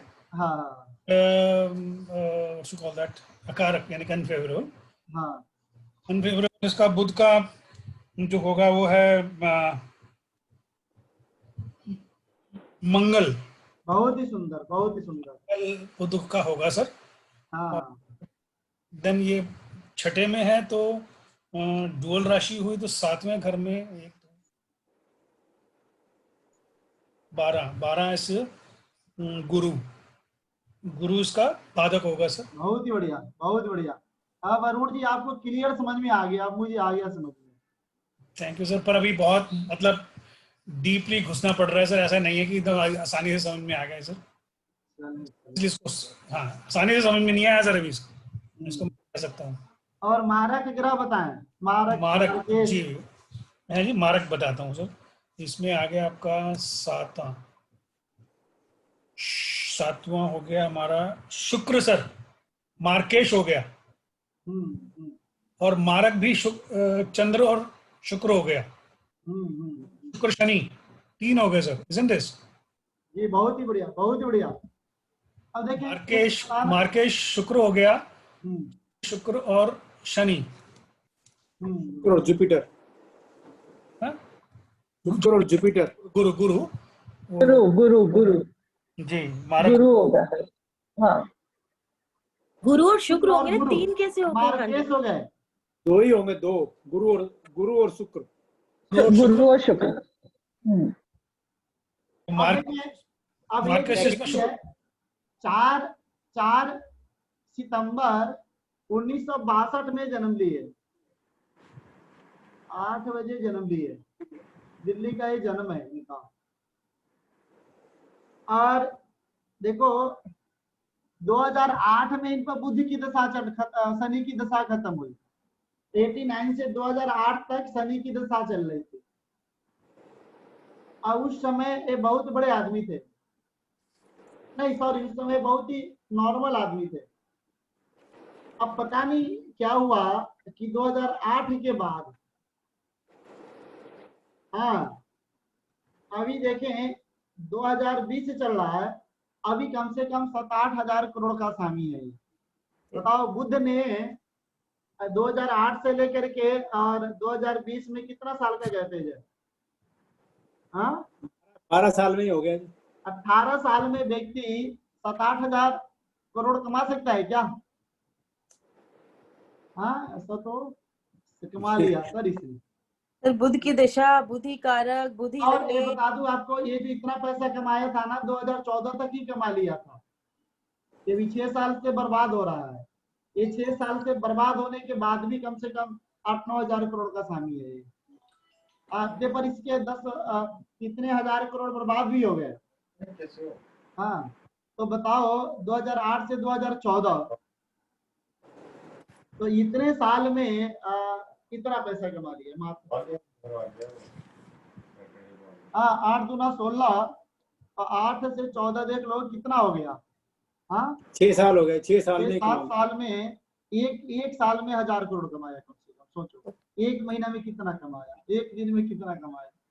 तो ऐसे कुछ ग्रह हैं जो कि एक ही ग्रह है ना, जो मिल जाती है ढंग के तो इतना उठा देती हैं कि जीवन में कुछ करने की आवश्यकता नहीं होती।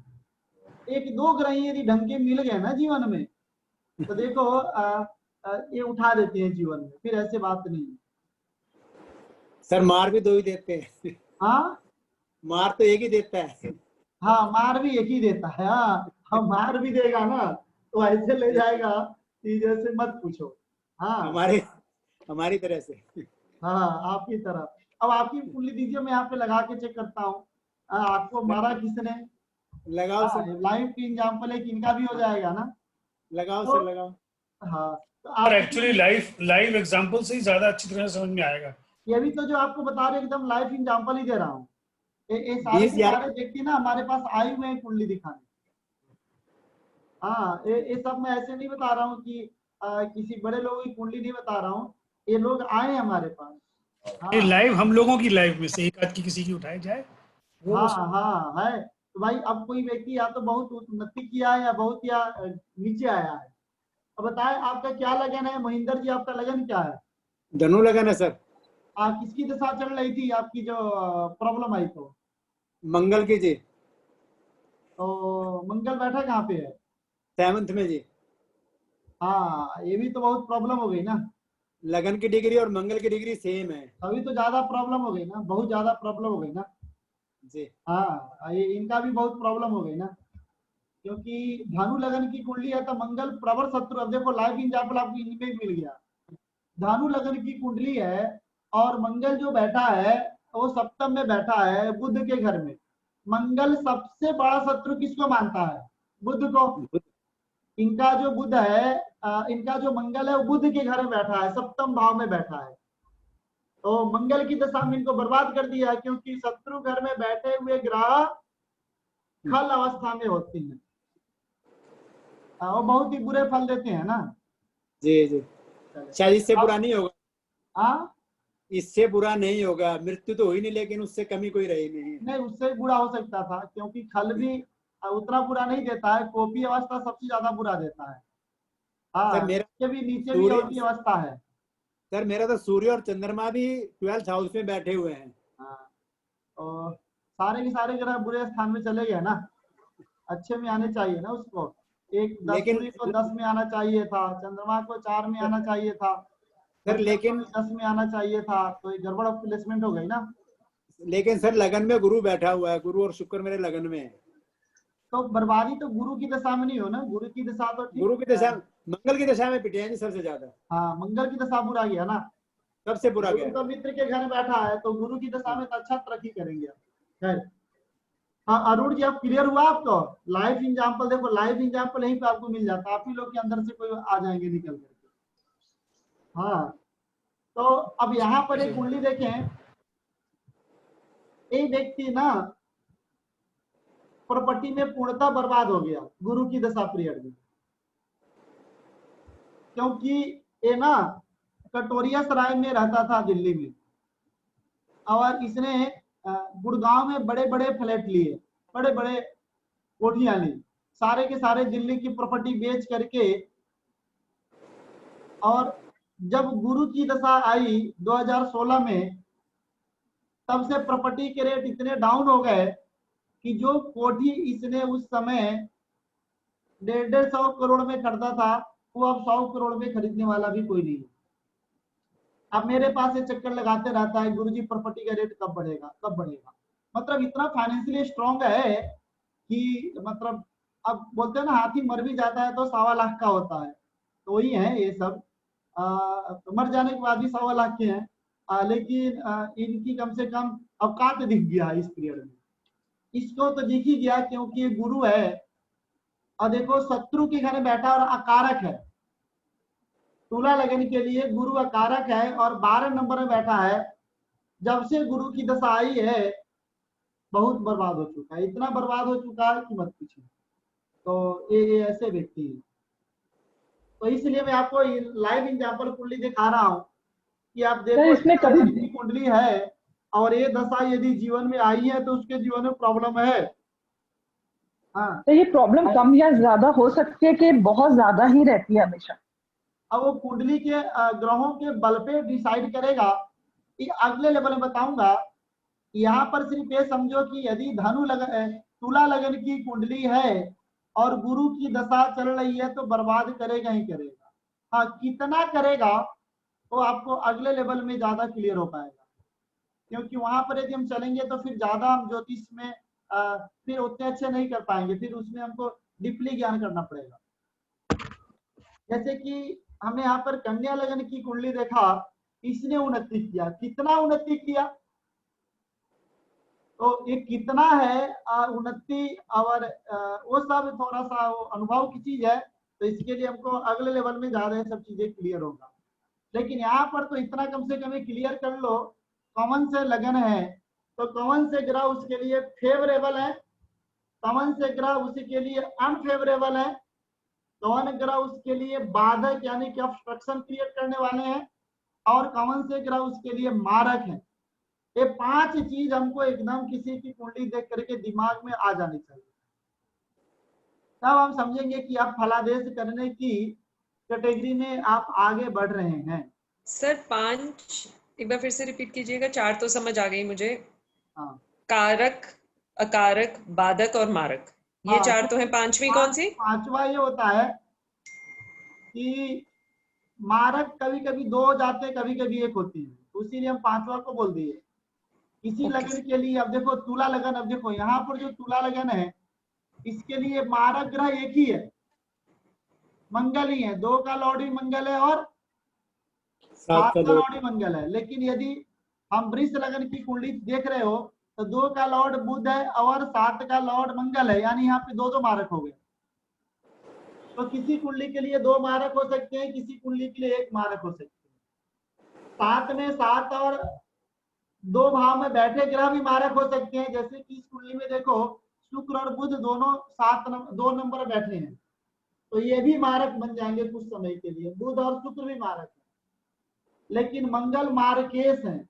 मार्केश और मारक दो ग्रह होते हैं। हाँ, मार्केश बड़ा अधिकारी होता है, मारक छोटा अधिकारी। तो कौन यहाँ का पूरा एल टाइप में पूरा बता रही हूँ। अब हम यहाँ पर आप लोग अपना एक बार मारक और मार्केश में डिफरेंस पर थोड़ा क्लियर कर दीजिए। मारक बड़ा अधिकारी होता है, मार्केश बड़ा अधिकारी होता है, मारक छोटा अधिकारी होता है। सात नंबर में मार्केश होता है और 2 में मारक। नहीं, 7 तो और फिर 2 कैसे? भाव में बैठे ग्रह मारक होते हैं।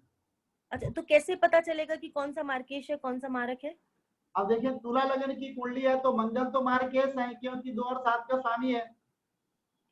लेकिन 2 भाव में बुध और शुक्र बैठे हैं तो ये मारक है। यदि यहाँ पे नहीं बैठे होते तो मारक नहीं होते। ठीक ना? क्लियर हुआ? हाँ जी, हाँ जी।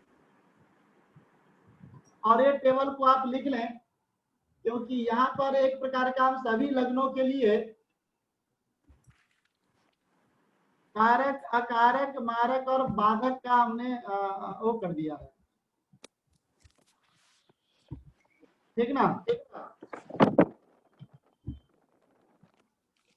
एक टेबल के माध्यम से इसको मैंने बना दिया है। इसको आप चेक कर सकते हैं, देख सकते हैं। ठीक ना?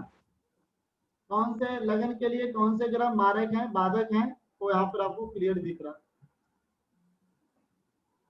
मेष लगन के लिए सूर्य कारक ग्रह है, बुध कारक ग्रह है, बड़ा करिए सर इसको, शनि बाधक ग्रह है और शुक्र मारक ग्रह है। बड़ा करिए सर, बड़ा स्क्रीन, पूरी स्क्रीन पर और बड़ा।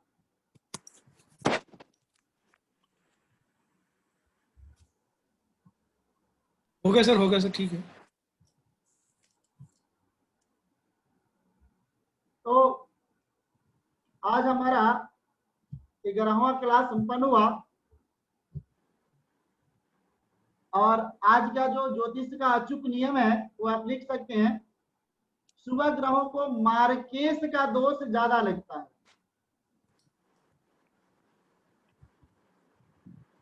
शुभ ग्रहों को मार्केश का दोष ज्यादा लगता है। यदि शुभ ग्रह सप्तम भाव का स्वामी होकर सप्तम स्थान में स्थित हो तो प्रबल मारक होते हैं। यानी कि शुभ ग्रह और पाप ग्रह दो प्रकार के ग्रह होते हैं कुंडली में। शुभ ग्रह को मारकत्व का दोष सबसे ज्यादा लगता है, पाप ग्रहों को मारकत्व का दोष थोड़ा कम लगता है। क्योंकि एक चीज में अच्छा चीज मैं समझाने जा रहा हूं, इसको याद कर लें। जो शुभ ग्रह है ना, वो हमारे जीव की रक्षा करते हैं। हमारे अंदर का जो सोच है, हमारे अंदर की जो फीलिंग है, हमारे अंदर का जो इमोशन है और हमारे अंदर जो जीव है ना, उस जीव की रक्षा शुभ ग्रह करते हैं। इसीलिए बृहस्पति को दूसरा नाम जीव है। कितने लोग जीव को भी पर्यायवाची शब्द है, गुरु का पर्यायवाची शब्द जीव भी है। यानी कि शुभ ग्रह हमारे जीव की रक्षा करते हैं, हमारे प्राण की रक्षा करते हैं। और जो पाप ग्रह है ना, हमारे मेटेरियल चीजों की रक्षा करते हैं, यानी कि धन संपदा, आर्थिक स्थिति। एक होता है मैं और एक होता है हमारी पास की संपत्ति। तो हमारी जो पास की जो संपत्ति है वो पाप ग्रह है और हमारी जो जीव है वो शुभ ग्रह है। तो यदि कुंडली में पाप ग्रह यदि बलवान होते हैं तो व्यक्ति मेटेरियल रूप से बहुत ज्यादा तरक्की करता है। लेकिन शुभ ग्रह बलवान होते हैं तो व्यक्ति मानसिक और शारीरिक रूप से सुखी होता है। तो यदि मारक ग्रह 2 और 7 के स्वामी होते हैं या 2 और 7 भाव में यदि मारक ग्रह बैठते हैं और शुभ ग्रह बैठते हैं तो वो उसको बोलते हैं प्रबल मारक। आपने सुना होगा ना, प्रबल मारक है जी। एक तो भाई मार्केश लगा हुआ है और एक सुनते होंगे प्रबल मार्केश लगा हुआ है। हाँ, तो जो प्रबल मार्केश है तो वो शुभ ग्रह देता है, शुभ ग्रह प्रबल मार्केश देता है, वो जीव की डायरेक्ट प्राण ले लेता है। हाँ, वो डायरेक्ट प्राण ले लेता है, तो उसकी रक्षा हम ज्यादातर नहीं कर सकते। हाँ, लेकिन एक ज्योतिषी को कभी भी अपने मुंह से गलत शब्द नहीं निकालना चाहिए, हमेशा अच्छा ही निकालना चाहिए। हाँ, तो यहाँ पर कहता है कि शुभ ग्रहों को मार्केश का दोष ज्यादा लगता है। यदि शुभ ग्रह सप्तम भाव का स्वामी होकर सप्तम भाव में स्थित हो तो प्रबल मारक हो जाते हैं, तो उसकी रक्षा के लिए यज्ञ आदि पूजा पाठ हवन आदि करना चाहिए। हाँ, यज्ञ आदि से पूजा पाठ से उस चीज को हम नियंत्रण कर पाएंगे। हाँ, ये ज्यादा जरूरी है, ठीक ना। तो आज के लिए इतना है काफी, कि आगे पढ़ेंगे आप? नहीं सर, ठीक है। अब इसमें थोड़ा सा एक शुभ ग्रह हमारे हुए, यानी कि बृहस्पति, चंद्रमा और बृहस्पति को मारकत्व दोष सबसे ज्यादा लगता है, याद कर लो। यस सर, यस सर, बृहस्पति को सबसे ज्यादा। सेकंड और अगर 7th में बैठे हो तो, हाँ, और उसके अपने घर में बैठे हो तो, जैसे सेकेंड और 7th में शुक्र या बृहस्पति की राशि हो, आप लिख लें 7th या क्या चीज दोबारा बोले सर उसको? सेकेंड और 7th में शुक्र या बृहस्पति की राशि हो, और शुक्र और बृहस्पति अपने घर का बैठते हैं, तो सर इसका तो यमराज भी अच्छा नहीं कर पाता, बहुत बुरा होता, बहुत बुरा। हम ये कह सकते हैं, कष्ट होता ही होता है सर, हम ये कह सकते हैं इसमें कि उस आदमी की तो आत्मा ही मर गई। हाँ, उसकी जीव की रक्षा करने वाला कोई नहीं है ना। हाँ, कोई नहीं है, ठीक बात। जीव की रक्षा करने वाला कोई नहीं है ना। जो बिना माँ बाप के जो बच्चे होते हैं, उसी तरह हो गया ना वो व्यक्ति। हाँ, उसकी रक्षा करने वाला कोई नहीं ना, उसकी आत्मा मर गई ना। एकदम सही कहा आपने, उसकी आत्मा मर गई ना फिर। हाँ, तो अब देखो ना, 100 बच्चे यदि लायक होते हैं, उसमें से 2 या 4 बच्चे ऐसे होते हैं जो बिना माँ बाप के होते हैं, जो लायक बन जाते हैं, लेकिन 80% तो गंदे कर्मों में चले जाते हैं ना। सर इसको कुंडली बना के एग्जांपल दिखा सकते हैं? एक कुंडली बना के एग्जांपल दिखाएं, प्रबल मार्ग को कुंडली बना दीजिए। अब देखिए यहाँ पे 7 नंबर की कुंडली है ना, यहाँ पर हमने जुपिटर को लिख दिया, आपको दिखाई दे रहा है? हाँ जी, यस सर, हाँ यस सर। अब देखिए यहाँ पे जो 6 नंबर की जो कुंडली है, तो यहाँ पर हमने 12 नंबर जो राशि है वो 7 नंबर भाव में आया, तो 7 नंबर भाव में 12 नंबर राशि आई और वहीं पे जुपिटर बैठ गया।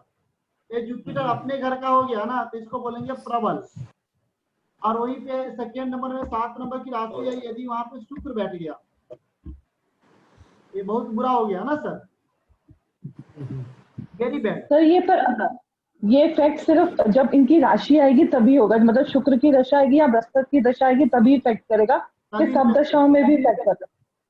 लेकिन हाँ, हमेशा कुछ ना कुछ प्रॉब्लम तो क्रिएट करते रहेगा ना, सब दशाओं में भी सर। दशा में तो 100% एक्टिवेट हो जाएगा। ठीक है सर। ये बताओ, आज आपने जो क्लास लिया, अब आपको ज्योतिष समझ में आना शुरू हुआ है कि नहीं? सही बोलिएगा सर। इंटरेस्टिंग बहुत लग रहा है, बहुत इंटरेस्टिंग है। सर समझ आ रहा है। सर एक विनती और है, कारक की पूरी तरह से परिभाषा और लिखवा दें, जैसे नंबर वाइज आप यहाँ पर नंबर शो कर रहे हैं, उसको बेसिस पे नंबर्स बताएं। नंबर्स में अगर मैं मालिक के जाऊं तो कारक कौन से हुए, नंबर्स वाइज। इसका पीपीटी लिख लीजिए ना, इसका पीपीटी का स्क्रीनशॉट ले लीजिए ना। मेष लग्न के लिए सूर्य योग कारक है, बुध कारक है, शनि बाधक है, शुक्र मारक है। मैं सभी ग्रहों के लिए लिख दिया हूँ, ये देखिए एक एक चीज मैं बना के लिख दिया हूँ। सर ऐसे करो, अपनी 12 कुंडली बना लो हर एक लगन की, और उसके सामने में लिख लो मारक बाधक। अपने आप प्रैक्टिस करोगे तो जल्दी याद हो जाएगा। Okay okay okay. और मैंने बना भी दिया हूँ अरुण जी। जी सर, जी सर। आपका होमवर्क मैंने खुद कर दिया। आप देखें, मेष लग्न के लिए और वृश्चिक लग्नों के लिए कर दिया। आप इसका सिर्फ स्क्रीनशॉट ले लीजिए और जी इसको सर। सिर्फ मनन और चिंतन कीजिए कि धनु लगन के लिए आखिर गुरु योग कारक कैसे हो गया, हाँ, ये कैसे हो गया, थोड़ा सा सोचेंगे तो क्लियर हो जाएगा। ठीक है सर। अब फिर भी कोई डाउट होता है तो मैं बैठा हूँ ना सर। जी जी जी आपको सर ज्योतिषी बना के रखना है मुझे, ये तो मान के चलो आप सबको सर, ना। आपका आशीर्वाद से बनेंगे भी सर, हाँ। आपका विश्वास दिलवाते हैं, बनेंगे अब। इसीलिए मैं इतने तो बनेंगे, सर्विस और इतने परिश्रम के साथ आप लोगों पर ऊपर मेहनत कर रहा हूँ कि आप लोग 100% ज्योतिषी बने। जी जी। सर मेरा जी, एक जी। छोटा सा क्वेश्चन है अब आपसे। हाँ सर मेरी अभी मंगल की दशा 2021 में कंप्लीट हो रही है, उसके बाद राहु की दशा आ रही है, हाँ हाँ। और राहु जो है भाग्य स्थान में बैठा हुआ है पंचम और- राशि के अंदर, हाँ हाँ सिंह राशि के अंदर। हाँ हाँ। और सूर्य कहाँ बैठा है? सूर्य 12 में है सर। सूर्य 12 में बैठा है। हाँ जी, तो कैसा रहेगा? आप कोई कारोबार विदेश से शुरू कर दो। विदेश से शुरू कर दूं कारोबार तो फिर चल या जाएगा? बच्चे को विदेश में सेट कर दो तो उसके बाद काम चल जाएगा? हाँ हाँ। उसके बाद आप खुद विदेश चले जाओगे ना फिर। अच्छा अच्छा जी, तो यहाँ काम नहीं चलेगा? यहाँ थोड़ा कम उम्मीद है, नहीं तो एक्सपोर्ट इंपोर्ट का काम करो ना फिर। अच्छा अच्छा जी। सर मेरे लगन में चलो सैटर्न मैं जुपिटर। बताऊंगा, आप आइए एक दिन, मैं आपको बता दूंगा पूरा, ठीक ना? ठीक है सर, ठीक है ठीक है। कब आऊँ सर? आप कभी भी आ जाओ महाराज, 3 बजे के पहले पहले मंदिर में ही मिलेंगे। अभी तो सतचंडी महायज्ञ हो रहा है ना 17 तारीख से।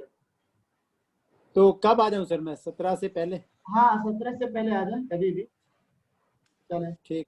गुरुजी, हमने एक सिस्टम, हमने व्हाट्सएप पे हमने एक सिस्टम शुरू किया है, क्या हम आपस में पत्रियां शेयर कर सकते हैं और उसी बेसिस पे अपने क्वेश्चन कर सकते हैं, आपकी इजाजत हो तो? हाँ कर सकते हैं, कर सकते हैं, कर सकते हैं। तो मैं ये चाहूंगा कि हम अपनी तरफ से, आप लोग काम की बातें को हो जितना हो, अपनी ज्ञान की बातें बढ़ा सकते हैं। जी, तो इसमें मैं कहूंगा कि अगर आपकी तरफ से एक रोज प्रश्नोत्तरी बन जाए तो हमारे को सबके लिए आसानी रहेगी। एक प्रश्न डाल दिया जाए ग्रुप में, डाल आप लोग खुद प्रश्नोत्तरी बना लो, हम उसको देखते रहेंगे, क्योंकि हमारे उसमें रहेंगे तो थोड़ा अब थोड़ा सा हमारे पास ना पूजा पाठ थोड़ा ज्यादा आ रहा है, तो सुबह का शेड्यूल में पूरा का पूरा 2-3 बज जाता है पूजा में जी। फिर शाम को मंदिर का पूजा होता है ना, तो थोड़ा मेरा शेड्यूल टाइट है। लेकिन फिर यदि हमारे पास जो फ्री होंगे तो हम भी आप लोगों को कराएंगे प्रश्नोत्तरी, ऐसी कोई दिक्कत वाली बात नहीं। लेकिन अभी कुछ समय के लिए आप फिलहाल आप लोग खुद कर लीजिए, ठीक ना? सर हमारा कुछ कर दीजिए प्लीज। ये मनमीत जी से शुरू कर दीजिए ना सर। हाँ? मनमीत जी से शुरू कर दीजिए, इनका ही हम यहाँ पे कर लेते हैं सर। हाँ, हमें भी समझ आएगा कि अगर किसी की कुंडली बनानी है तो कैसे बनानी है।